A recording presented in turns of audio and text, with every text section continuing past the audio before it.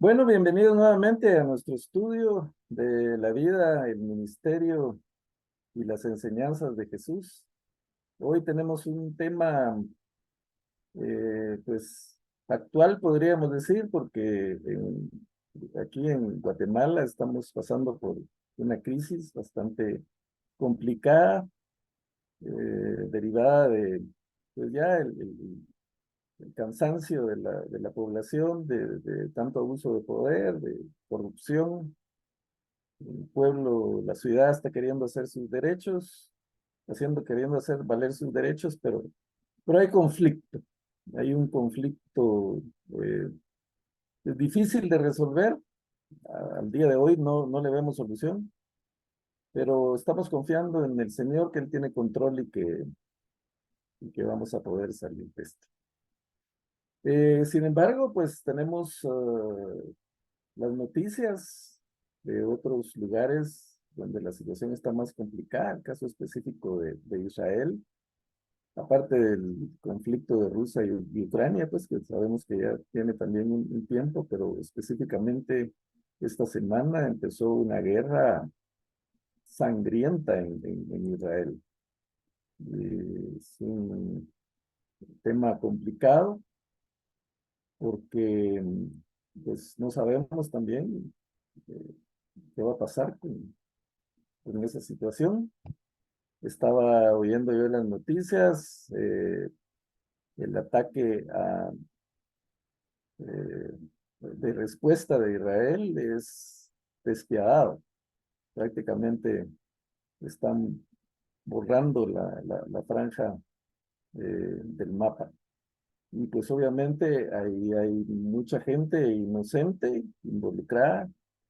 Israel ha tenido por política, digamos, no atacar hospitales, no atacar escuelas, procurar no atacar o bombardear donde hay civiles, pero los terroristas que están atacando Israel, los de Hamas, pues parece que los misiles los lanzaron justamente desde los hospitales o las escuelas, como escudándose en la gente civil.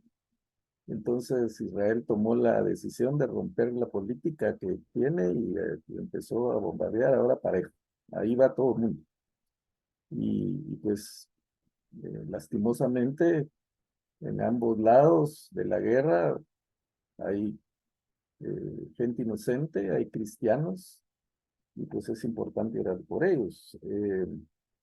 Estos terroristas jamás eh, aprovecharon una fiesta muy importante que hay en Israel, la fiesta de Sukkot, o de lo que conocemos como los tabernáculos, la fiesta de las enramadas. Ellos siguen celebrando, es una semana de fiesta, que recuerdan pues que ellos vivieron en tabernáculos, en enramadas, el tiempo que estuvieron en el desierto. Entonces es una fiesta alegre en donde llega mucho turista. Estimaban entre 30,000 y 40,000 turistas que iban a llegar esta semana a Israel. Y justamente esta semana donde están ahí todos los turistas, pues recibieron el ataque. Entonces ya se imaginan la angustia de la gente, la angustia de los visitantes. Están ahorita confinados en hoteles o incluso hay refugios en donde eh, los están protegiendo. Israel tiene un muy buen sistema de seguridad, es una ciudad muy segura contra la delincuencia. Ahí pues prácticamente no hay delincuencia. Pero sin embargo, cuando hay conflicto, un conflicto como esto, pues obviamente es una ciudad pues que se vuelve muy peligrosa. Tienen un sistema de protección que lo hemos visto también contra los ataques aéreos, contra los misiles, este famoso domo, el domo de hierro creo que le llaman, que pues tienen el sistema de detectar a los misiles y hacerlos explotar en el aire.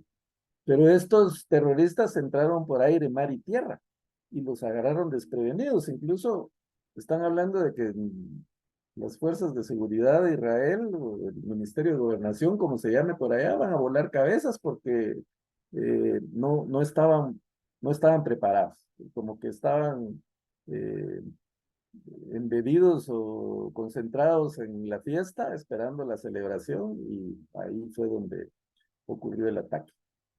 Entonces estamos en una época de conflicto a nivel mundial, y pues esto nos traslada a las profecías de Jesús. Jesús habló a sus discípulos, nos habló a nosotros por medio de las escrituras, por medio de los evangelios, y reveló cosas importantes. Hay cosas en las escrituras ah, que están reveladas para nosotros. Esa es la intención. Él nos reveló ciertas cosas, pero hay cosas que no reveló. Hay misterios en las escrituras, cosas que no conocemos, que no nos es dado conocer a nosotros. Y muchas veces, pues se evita estudiar la escatología, se evita un poco en las iglesias predicar acerca de los tiempos finales, porque como no entendemos exactamente, o la Biblia no nos da exactamente las cosas que van a suceder, pues se prestan muchas interpretaciones diferentes. Yo comentaba la vez pasada que para enseñar el Apocalipsis, pues hay que dar 3 o 4 interpretaciones que tienen los diferentes eh, teólogos. Uno como maestro, pues no puede ponerse dogmático y fijar una sola posición, sino que hay que dar pues las diferentes formas de interpretar, porque realmente no sabemos cuál es, pero eso genera división, a veces genera conflicto entre los mismos hermanos, discusiones estériles que no se deben dar. Entonces, por esa razón, muchas veces no entramos a ese estudio, las iglesias evitan entrar en ese conflicto. Pero si están en la palabra del Señor, pues están para que las estudiemos, para que las analicemos, para que pues aprendamos de lo que el Señor dijo, y pues tienen una razón de ser, de estar en las escrituras. Hay quienes les preocupa mucho los tiempos del fin, les preocupa mucho el apocalipsis, les preocupa mucho lo que las profecías dicen acerca de esto, pero hay una escritora, eh, Corrie ten Boom, me imagino que se pronuncia su apellido, a la que se le atribuye esta frase. Dice: no te preocupes por lo que no entiendes de la Biblia, preocúpate por aquello que entiendes y no aplicas en tu vida. Entonces, en el estudio de hoy vamos a ver pues un pasaje pues lo que dicen los evangelios, porque esta misma palabras que Jesús dijo están en Mateo, Marcos, Lucas, en los evangelios sinópticos. Entonces, vamos a tomar como base uno de los evangelios, Marcos, pero pues sería interesante que en casa leyéramos pues también a Lucas y a Mateo. Aquí por cuestiones de tiempo obviamente no podemos hacerlo, ni tampoco vamos a poder leer todo el capítulo 13 de Marcos. Vamos a tener que ir con las cosas más importantes. Una vez más, porque lo que nos interesa es lo que entendemos, lo que está claro. No nos vamos a meter en lo que no entendemos ni hacer interpretaciones alegóricas, sino en lo que está claro en las escrituras. Entonces vamos a empezar leyendo el Evangelio de Marcos. Aquí tenemos Marcos 13, y pues las Biblias ahora electrónicas nos dan los pasajes paralelos. Aquí vemos que Marcos 13, 1 al 37, también está en Mateo 24, 1 al 51, y en Lucas 21, del 5 al 36, lo que vamos a ver hoy. Como dije, no podemos leer todos los evangelios ni los pasajes completos, pero vamos a extractar lo más importante. Y voy a pedir favor que alguien me lea 13, 1 al 4. Si pueden verlo en pantalla o en sus Biblias. Esta es la Reina Valera 60. Si hay alguna otra versión, pues pueden leerlo ahí. Entonces, ¿quién nos ayuda, por favor, con el pasaje?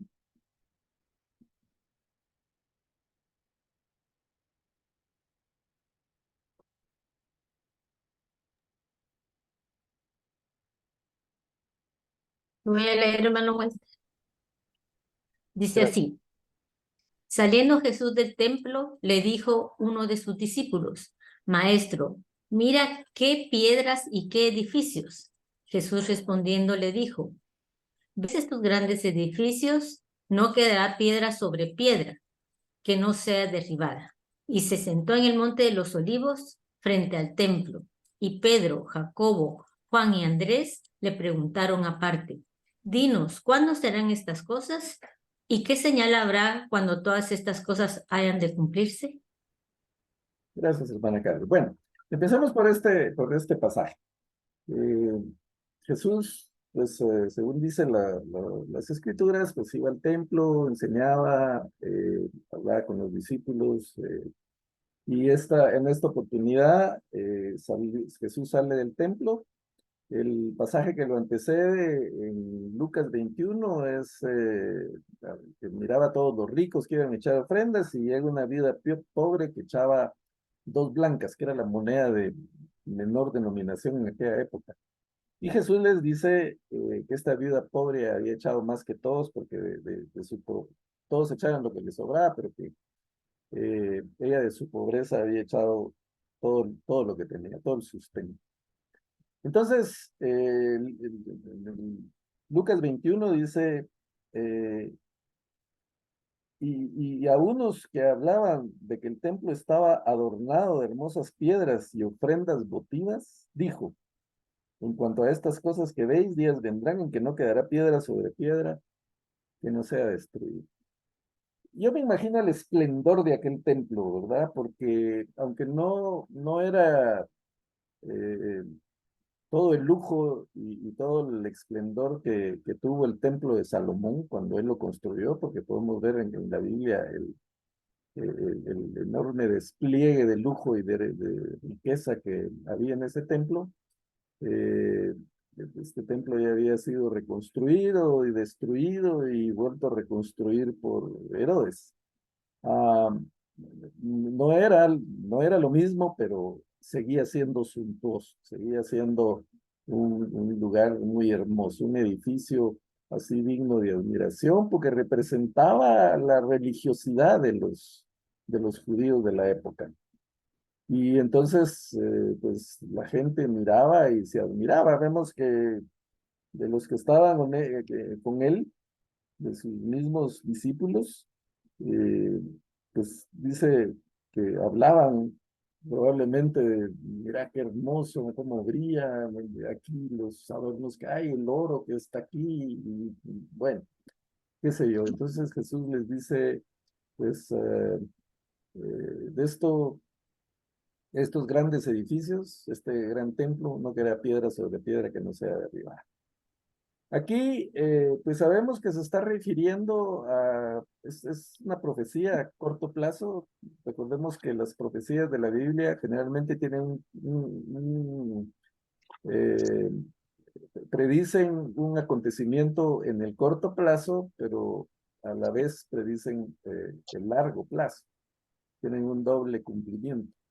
Entonces, el cumplimiento a corto plazo de esta profecía de Jesús fue en el año 70, más o menos 40 años después de que Jesús lo profetizó.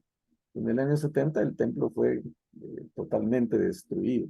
Eh, Atacaron al pueblo de Israel y literalmente no quedó piedra sobre piedra porque los enemigos que atacaron pensaban que adentro de las paredes había oro y piedras preciosas, como habían leído del esplendor del templo de Salomón, por ejemplo. Entonces botaron paredes y destruyeron buscando pues cualquier piedra preciosa que hubiera ahí.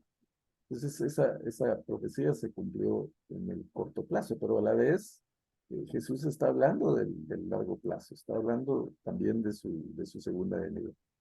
Y entonces los discípulos, bueno, otro detalle también que él dijo en una oportunidad, yo voy a destruir este templo y en 3 días lo voy a reconstruir. Entonces, esa fue una de las cosas que los mismos fariseos utilizaron para condenarlo, para juzgarlo, porque había pues, blasfemado contra el templo. Sin embargo, él se estaba refiriendo a su cuerpo, que era el templo, eh, que él iba a morir y a los 3 días iba a resucitar.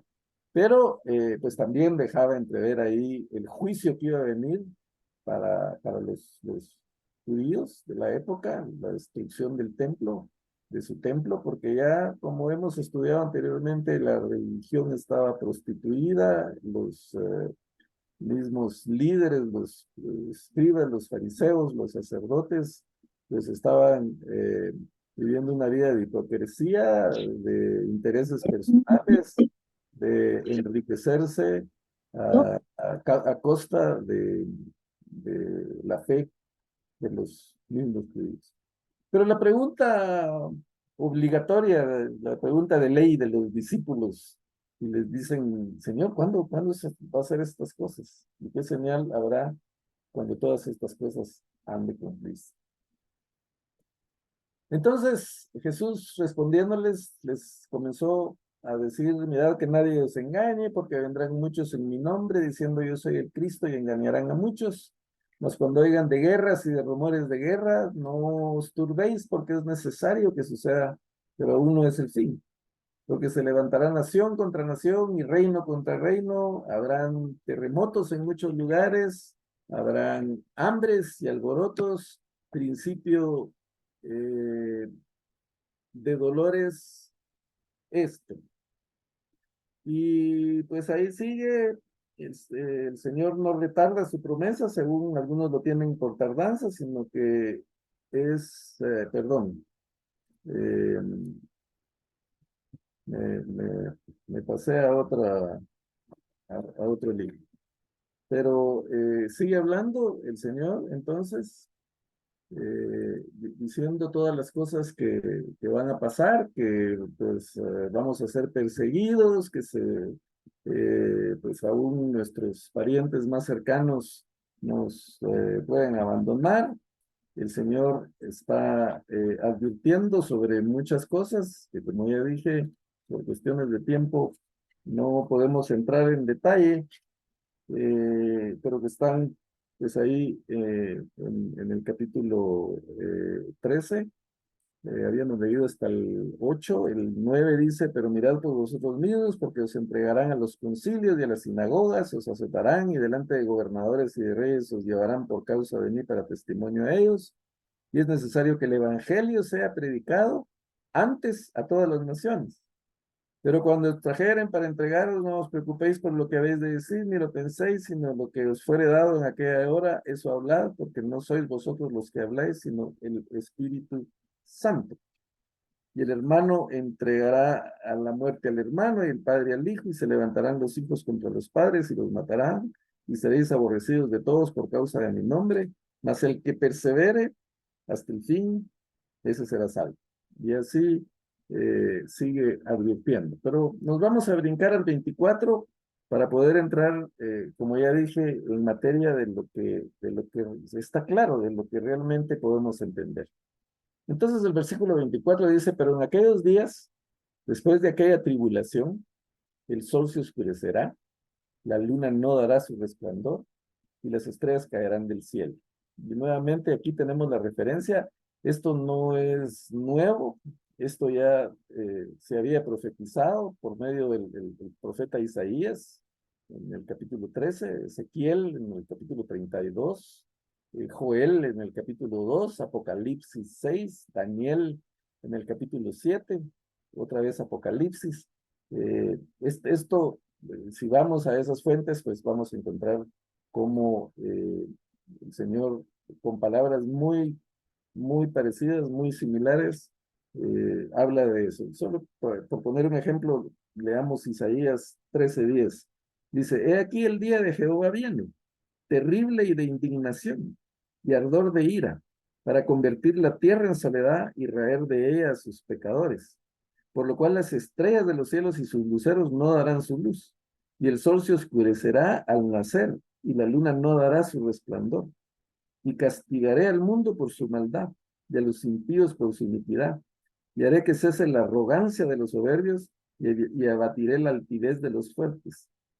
y así sucesivamente haré estremecer los cielos y la tierra se moverá de su lugar en la indignación de Jehová de los ejércitos y en el día del ardor de su ira. Isaías, o Dios por medio de Isaías, habla de la indignación de Jehová y el ardor de su ira. Pero ¿a qué se refiere Jesús? En aquellos días, dice de aquella tribulación. ¿Qué tribulación? Bueno, algunos hablan de que pues se estaba refiriendo a lo que pasó en el año 70, esa gran angustia, esa gran tribulación. Lucas habla de días de gran angustia en Lucas 21. Entonces, algunos, como dije, piensan que se estaba refiriendo a eso. Pero en aquellos días, en el año 70, pues realmente fue afectado el pueblo de Israel. Eso lo sufrió un pequeño grupo de gente, no lo sufrió todo, no lo sufrió todo el mundo. Y aquí en Marcos, pues habla de que es algo general. Eh, entonces, no podría ser, no se podría estar refiriendo únicamente a eso, porque incluso dice, si no fueran acortados aquellos días, nadie se salvaría. Ahí está hablando de todo el mundo, no específicamente de un grupo o de una nación, sino dice nadie se salvaría si los días fueran acortados. Entonces, sabemos que está hablando de la segunda venida de Cristo, algo que va a ser realmente portentoso, porque imaginemos esto, el sol se va a oscurecer, la luna no va a dar su resplandor, obviamente, porque la luna refleja la luz del sol, las estrellas caerán del cielo, las potencias que están en los cielos serán conmovidas. ¿Cómo va a ser eso? ¿Qué señales vamos a ver? Pues no lo sabemos. Y los discípulos de aquella época, pues ni siquiera podían imaginar. Nosotros hoy vimos, por ejemplo, en televisión ese ataque a Israel, como pues con ese domo de hierro, que se llama así, obviamente no es de hierro, pero ese domo en donde pues combaten los misiles o hacen que los misiles enemigos estallen en el aire, pues vemos que podría ser algo como esto. No estoy diciendo que sea exactamente así, pero podría ser algo muy similar a esto, que las estrellas caerán del cielo. Perdón, solo voy a hacer un arreglo aquí porque el problema con mi bocina. Pero bueno, siguiendo con la secuencia de lo que estamos hablando, a raíz del problema con la computadora, tengo tanto cable aquí que ya no sé ni cuál es cuál, pero vamos a poner esto por acá.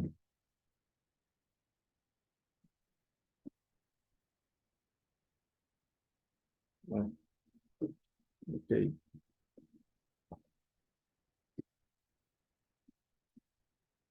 Vale, perdón. Entonces, dice que, pero nos habla que las potencias que están en los cielos serán conmovidas. Entonces verán al Hijo del Hombre que vendrá en las nubes con gran poder y gloria. Lo que está claro, la primera cosa que podemos ver aquí que está claro es que Cristo viene, que hay una segunda venida. Y que esa segunda venida va a ser muy diferente a la primera. En la primera venida, pues Cristo vino como un siervo, con una humildad, en un pesebre, con unos cuantos animales que lo rodearon. Muy poca gente lo conoció. De hecho, la gente nada más en Israel y sus alrededores. Y, y pues limitó incluso muchas de sus atributos divinos voluntariamente. La segunda venida va a ser muy diferente. Dice que todo ojo le verá, va a venir con poder y gloria, ya como Rey de Reyes y Señor de Señores, y pues vendrá en las nubes el Hijo del Hombre, como dice aquí, con gran poder y gloria. Y entonces dice, enviará sus ángeles y juntará sus escogidos de los cuatro vientos desde el extremo de la tierra hasta el extremo del cielo. La primera vez vino solo. En su segunda venida viene un batallón de ángeles que va a juntar a los escogidos de toda la tierra, de los cuatro vientos, los cuatro extremos de la tierra. Él va a juntar a sus escogidos, o los ángeles van a juntar a sus escogidos. Entonces, estamos viendo un día glorioso.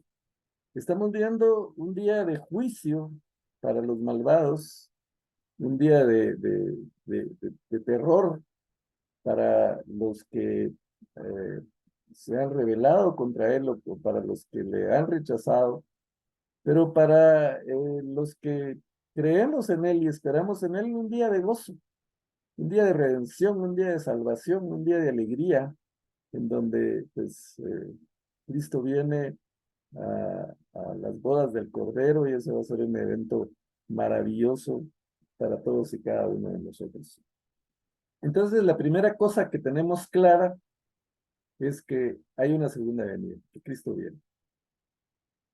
Segunda cosa, Marcos 13:28, de la higuera aprended la parábola. Cuando ya su rama está tierna, brotan las hojas. Sabéis que el verano está cerca.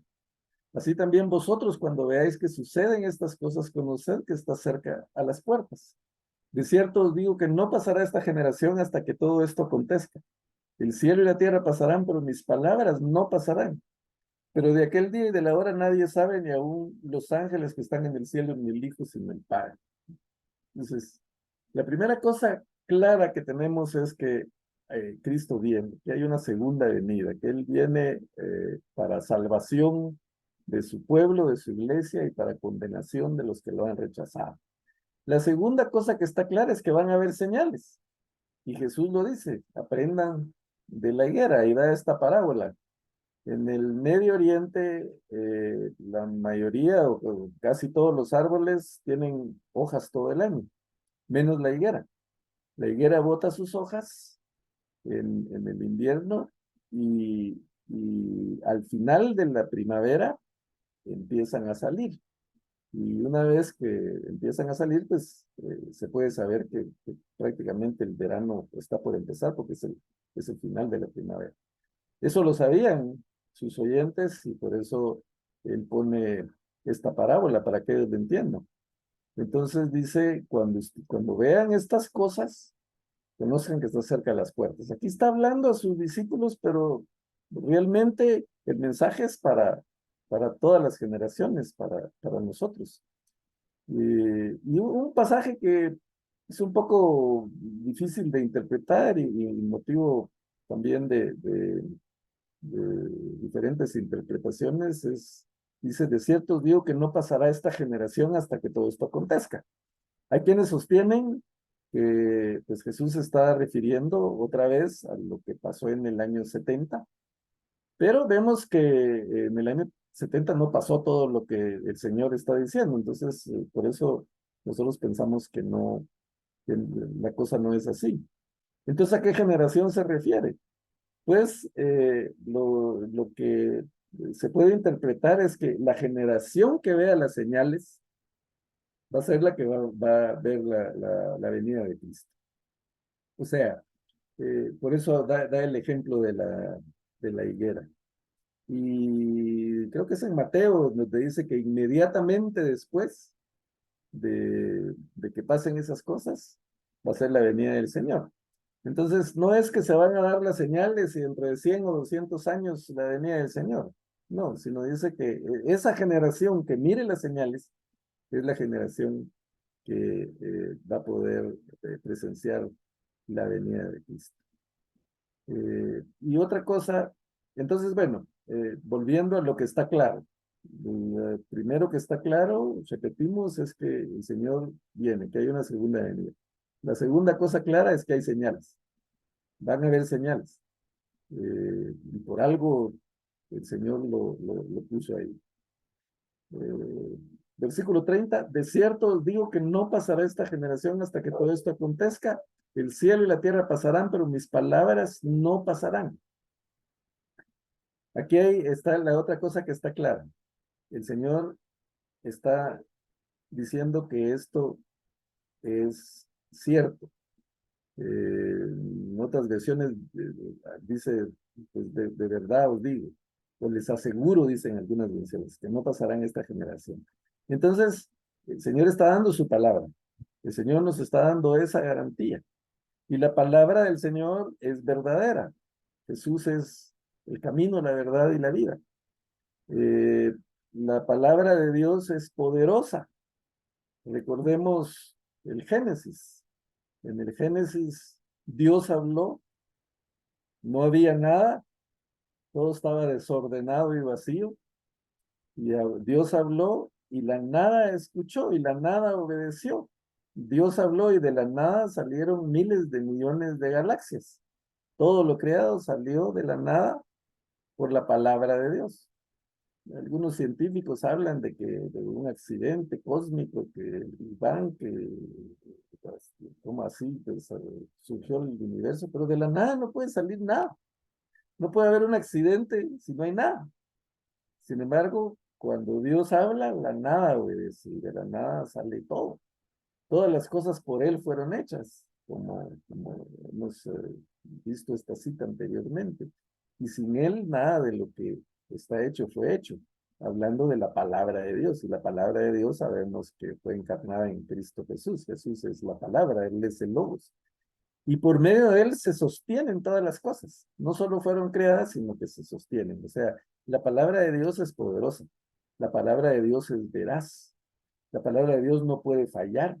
Porque si la palabra de Dios falla, falla Dios. Y si Dios falla, deja de ser Dios. Entonces la palabra de Dios es infalible. La palabra de Dios es eterna. La palabra de Dios es poderosa. Y Él está diciendo, les aseguro, de cierto les digo, que el cielo y la tierra pasarán, pero mis palabras no pasarán. Puede desaparecer el universo, puede desaparecer el cielo, puede desaparecer la tierra, pero la palabra de Dios se mantiene, es veraz y es infalible. ¿Y eh, por qué lo dice? Porque es necesario que nosotros creamos en la palabra del Señor. A nosotros nos cuesta creer en la palabra del Señor. Hay cosas que la Biblia relata que nos parecen fantásticas, que pues las aceptamos, pero en el fondo queda aquello de que pues, será tan así. Entonces cuando vemos esto, es muy difícil de imaginar cómo van a caer las estrellas, cómo se va a oscurecer el sol. Aunque tenemos la noticia que en este mes de octubre va a haber un eclipse que se va a ver en el área, si vemos el recorrido, pues recorre América prácticamente, donde se va a poder ver el eclipse. Unos minutos que todo se va a oscurecer, pero es algo que podría suceder en aquel día. No estoy diciendo ni especulando con que esas ya son las señales, que el Señor ya viene, porque eso pues obviamente es arriesgado. Muchos pastores, muchos teólogos han tratado de predecir cuándo va a ser, pero el Señor deja claro aquí que ni los ángeles del cielo, ni el Hijo del Hombre, dice, sabe cuándo va a venir. Y esa es otra cosa que puede provocar confusión y que puede ser difícil de entender. ¿Cómo así que el Hijo del Hombre no sabe si Jesús es Dios? Entonces, ¿cómo no va a saber? Pero como ya dijimos, Jesús limitó voluntariamente muchos de sus atributos al venir a la tierra, al convertirse en hombre. Él tuvo hambre y no convirtió las piedras en pan. Él tuvo sed y no sacó agua de la peña. Él se cansó y tuvo que descansar. Él se puso triste y tuvo que llorar. Él sintió miedo antes de ir a la cruz, porque sabía lo que le esperaba. No hablemos de miedo, hablemos de angustia, porque le dijo a sus discípulos, mi alma está triste hasta la muerte. y él oró al Padre, si es posible, pues que esto se evite, pero no sea como yo quiera, sino como tú. Entonces, él limitó sus facultades divinas, muchas de sus facultades, al tomar la naturaleza de hombre, y entonces en esa limitación, él les está diciendo, ni yo sé, como hombre no lo sé. Obviamente al ascender a los cielos, él recuperó pues, toda su divinidad. Entonces, hay una segunda venida, hay señales de su venida, tenemos la garantía de la palabra del Señor de que eso va a ser así. Entonces es importante que lo creamos, aunque nos parezca eh, imposible o muy difícil de creer, tenemos que creerlo. Estaba oyendo un pastor, una enseñanza o un sermón, yo pues para poder dar mis clases, obviamente no lo sé todo, ni soy un experto, entonces mucho de lo que les digo aquí pues es en base a lo que estudio en los comentarios, en la palabra del Señor, pues, las predicaciones o enseñanzas de gente que pues mucho más preparada que yo. Entonces estaba oyendo a este pastor que puso un ejemplo de un niño que fue a la escuela dominical. Y cuando salió de la escuela dominical, pues los padres, como hacen muchos padres, ¿verdad? Bueno, ¿y qué te enseñaron? ¿Qué aprendiste en la escuela dominical? Entonces dice el niño, bueno, pues aprendí que Moisés salió de Egipto, salió huyendo con todos los israelitas, salió huyendo de Egipto, pero al poco tiempo, pues todo el ejército de los egipcios salió a perseguirlos. Entonces ellos siguieron huyendo y corriendo hasta que llegaron al mar. Y cuando llegaron al mar ya no había para dónde. Ya el ejército de los egipcios venía atrás y los iba a agarrar. Pero como los israelitas eran todos constructores, tenían mucha experiencia en construcción porque habían trabajado en Egipto construyendo las pirámides, pues inmediatamente se les ocurrió hacer un puente. Entonces, entre todos hicieron un puente y por el puente, pues pasaron el mar. Y cuando llegaron al otro lado, cuando terminaron de pasar, pues ya venía el ejército de los egipcios, entonces volaron el puente con dinamita y entonces todos los egipcios cayeron al mar y se ahogaron. Y los papás oyéndolo, ¿verdad? Y le dicen, de verdad, ¿en serio eso te enseñaron en la escuela dominical? Bueno, no exactamente, pero si les digo cómo me lo explicó la maestra, jamás me lo van a creer. Entonces, sucede que, pues sí, a veces nos ponemos escépticos y nos cuesta creer lo que la escritura dice, pero el Señor dice, se los garantizo. De cierto les digo, así va a ser. Tienen que creer. Y si dudamos de la palabra del Señor, estamos dudando de Dios. Estamos dudando de su poder, de su sabiduría, de su misericordia, de su amor, de su gracia, de su ira contra el pecado. Entonces, la eh, tercera cosa que tenemos claro es que el Señor lo garantiza, que es veraz, que así va a pasar. Que pase lo que pase, su palabra se va a cumplir. La otra cosa que tenemos clara, o más bien que no tenemos claro, es el día y la hora. El día y la hora nadie sabe, ni aun los ángeles que están en el cielo. Y como dice aquí, ni el Hijo, sino el Padre. ¿Y cuál es la razón de que no lo sepamos? El Señor nos está revelando aquí las cosas que van a pasar, pero no nos está revelando la fecha, ni el día, ni la hora. Entonces viene la otra cosa que tenemos claro. Marcos 13:33 dice, mirad, velad y orad, porque no sabéis cuándo será el tiempo.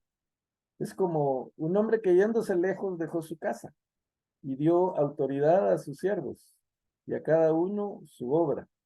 Y al portero mandó que velase. Velad pues, porque no sabéis cuándo vendrá el Señor de la casa, si al anochecer o a la medianoche, o al canto del gallo, o en la mañana, para que cuando venga de repente no os haya durmiendo. Y lo que a vosotros digo, a todos los digo, velad. Entonces, la otra cosa que tenemos clara es que eh, nuestra actitud ante lo que el Señor está diciendo, nuestra actitud ante los eventos que van a suceder. Y cuando el Señor revela algo, su palabra pues lo revela más de una vez. Como ya dijimos, esto estaba en los profetas, estaba en Isaías, estaba en Joel, en Daniel. Pero Pedro también en su segunda epístola, muchos años después, nos da también más detalle en su segunda epístola, capítulo 3:7, dice, pero los cielos y la tierra que existen ahora están reservados por la misma palabra, guardados para el fuego en el día del juicio y de la perdición de los hombres impíos. Mas, oh amados, no ignoréis esto, que para con el Señor un día es como 1000 años y 1000 años como un día. El Señor no retarda su promesa, según algunos le tienen por tardanza, sino que es paciente para con nosotros, no queriendo que ninguno perezca, sino que todos procedan al arrepentimiento. Y en el versículo 10 dice, pero el día del Señor vendrá como ladrón en la noche, en el cual los cielos pasarán con gran estruendo, y los elementos ardiendo serán deshechos, y la tierra y las obras que en ella hay serán quemadas. Puesto que todas estas cosas han de ser deshechas, ¿cómo no debéis vosotros andar en santa y piadosa manera de vivir? Esperando y apresurándonos para la venida del día de Dios, en el cual los cielos encendiéndose serán deshechos, y los elementos siendo quemados se fundirán. Pedro da una descripción más detallada, podríamos decir, de lo que va a pasar. Pero el mensaje para nosotros es prácticamente el mismo que Jesús está dando en Marcos 13, que dice velar, velar. Aquí lo repite 3 veces. Velad y orad en el 33, velad en el 35, velad en el 37. ¿Y qué significa velar? Bueno, pero pues tampoco significa que estemos espantados todo el tiempo, como ha pasado muchas veces cuando un líder o un pastor trata de saber más que el hijo del hombre y dice, pues va a ser tal fecha. Y entonces todos a tronarse los dedos y angustiados y a no dormir pensando que ya la venida del Señor pues es mañana pasado. Eso no es a lo que el Señor se refiere. Y aquí el ejemplo que pone es de un hombre que dejó eh, pues a su encargada su casa, aquí dice, yéndose lejos dejó su casa y dio autoridad a sus siervos, y a cada uno su obra. O sea, el Señor tiene una obra para cada uno de nosotros, tiene un propósito para cada uno de nosotros. Entonces, la forma de velar que el Señor quiere es que estemos cumpliendo ese propósito. Y una forma de velar, pues obviamente es predicar el Evangelio, es que su palabra se expanda, porque también dice que el Evangelio debe ser predicado por todo el mundo. Y entonces tendrá el fin. Velar, cumplir nuestro propósito es expandir el Evangelio, predicarlo, enseñarlo, compartirlo. Cuando hablo de predicarlo, no necesariamente estoy hablando de subirnos a un púlpito, a una plataforma y poder hablar desde ahí, sino compartir el Evangelio con nuestros vecinos, en nuestro trabajo, con nuestras amistades, con nuestra familia, con nuestros hijos. Tenemos la responsabilidad, y la Biblia lo dice, de transmitir la fe a nuestras generaciones. Eh, Prediqué un mensaje hace un tiempo en la iglesia con relación a la responsabilidad de los padres de trasladar la fe a los hijos y hablaba de que, por ejemplo, en la época de Moisés, Moisés tuvo un sucesor. Moisés trasladó pues la responsabilidad de todo el pueblo a Josué, y Josué fue el que entró a la tierra prometida, y Dios le dijo a Josué: como estuve con Moisés, estaré contigo. Y Josué conquistó, como sabemos, la tierra prometida.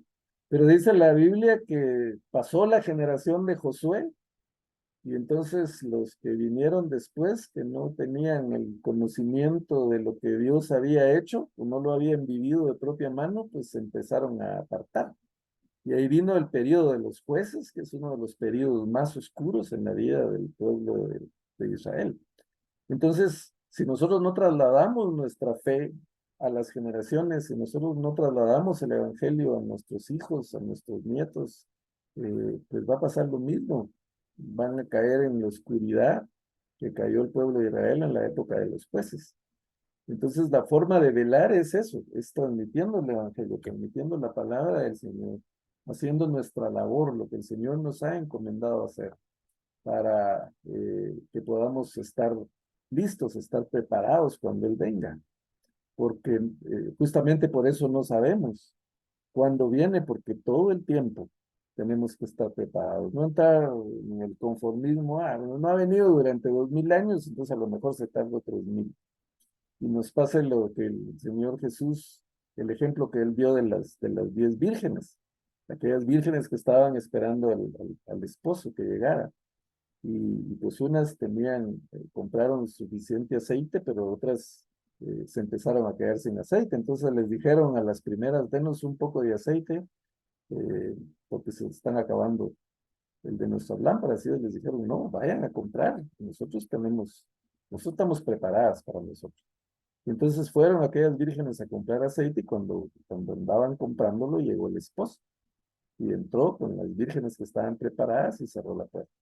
Cuando las otras llegaron, ya con aceite, les dicen: no las conozco.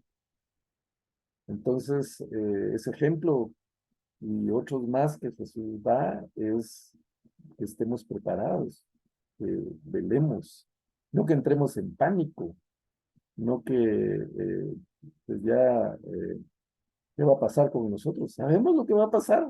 Va a ser un día de gozo. Cuando estamos en comunión con el Señor, cuando estamos en la voluntad de Dios, podemos decir, como dice Juan al final del Apocalipsis: ven, Señor Jesús, ven pronto, porque necesitamos ese día de gozo. De lado. Al final el libro dice, bueno, los evangelios, el Señor habla de que va a ser un día en que pues va a pasar el cielo y la tierra, y va a prevalecer la justicia. Va a ser un día de justicia para, para todos. Ahí no van a haber injusticia. No eh, vamos a tener el problema que estamos teniendo en este país, por ejemplo, de que pues, estamos tratando de que prevalezca la justicia, de que los jueces, los tribunales actúen justamente, pero no podemos esperar mucha justicia en el mundo actual, porque es un mundo injusto. Pero va a llegar un día, como el Señor dice, en que va a prevalecer la justicia. En los últimos versículos de este capítulo 13, dice: mirad de lado y de lado, porque no sabéis cuándo será el tiempo, y da el ejemplo del hombre que se va lejos. Velad pues, porque no sabéis cuándo vendrá el Señor de la casa, eh, para que cuando venga, de repente no os haya durmiendo. Y el versículo 37 dice: y lo que a vosotros los digo, y lo que a vosotros digo, a todos los digo, velad. O sea, ese mensaje no fue solo para la gente de aquella época. Ese mensaje no fue solo para los discípulos de aquella época. Ese mensaje fue para todos nosotros, para que estemos atentos, para que pues sepamos identificar que el Señor viene en cualquier momento.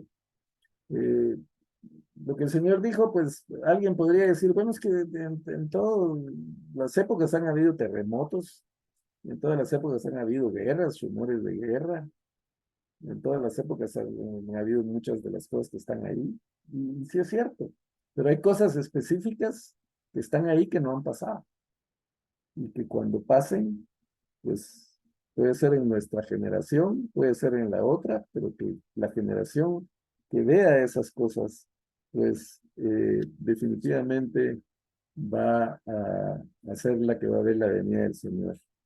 En Lucas, el pasaje paralelo dice, cuando vieres a Jerusalén rodeada de ejércitos, sabed entonces que su destrucción ha llegado. Eh, Podría ser, como ya dije, una señal, no necesariamente. Estoy cayendo, siendo dogmático para decir de que eso ya, pero repasando las cosas que están claras, para que nos queden claras a nosotros también, de lo que vimos en el pasaje, pues una es que Cristo viene. Hay una segunda venida del Señor, que va a ser muy diferente de la primera, porque aquí el Señor va a venir con poder y gran gloria. La segunda cosa que está clara es que van a haber señales. Y pues tenemos las señales ahí y tenemos que estar atentos a las señales del Señor. La tercera cosa que está clara es que esto está garantizado por el Señor. El Señor nos lo asegura, nos lo garantiza. Nos está dando su palabra y su palabra es verdad. Y la cuarta cosa que tiene que estar clara y tal vez la más importante para nosotros es que tenemos que verla. Y tenemos que estar preparados. Tenemos que cumplir el propósito que el Señor tiene para nosotros. Tenemos que predicar el Evangelio a toda criatura y pues si el Señor nos encuentra haciendo nuestra labor, pues va a ser un día de gozo, de gloria para nosotros, de redención, de justicia. Se van a acabar las injusticias que vemos en este mundo, se van a acabar, no habrá más llanto, ni más tristeza, ni más dolor, como dice el coro.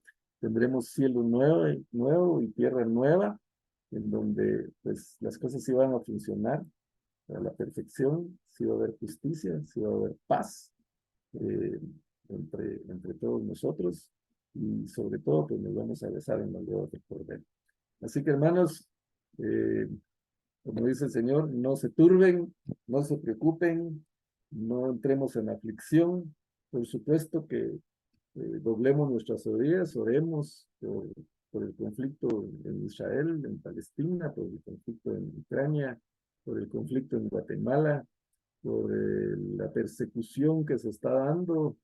Leímos ahí que pues, el Señor también habla de que vamos a ser perseguidos, ya esa persecución se está dando en Nicaragua, se está dando en muchos países.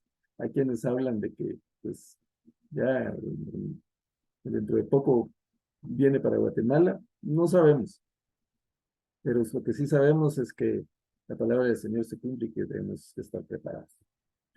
Muy bien, creo que ya estamos en tiempo, eh, entonces eso es lo que tenemos para el estudio de hoy. Estamos por terminar ya, pues creo que nos queda un estudio más o dos tal vez, pero pues yo les voy a estar informando sobre el tema de nuestro viaje, pero en términos generales, pues ya prácticamente estamos por terminar o por suspender esta serie hasta el próximo año. Muy bien, comentarios, dudas. Tienen que haber muchas dudas de esto y no sé si les podré resolver, pero sin pena, pues pueden preguntar, pueden comentar.